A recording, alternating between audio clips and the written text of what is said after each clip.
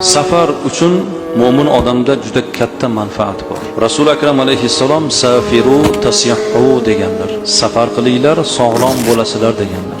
Safar qilinglar, sog'lom bo'lasizlar deganlar. Nega? Safar qilgan odam charchaydi, horiydi, yo'l azobi, go'r azobi degan gap bor. Nega Rasululloh bu yerda safar qilinglar, sog'lom bo'lasizlar deyapti? Safar qilish mobaynida-chi, inson yashab turgan hududidan boshqa hududga borganda havo almashadi. Shunday bir kasalliklar borki, havo almashtirish kerak. Havo almashtirish jarayonida hattoki tish og'rig'i qoladi. Insonning ruhi yengil bo'ladi.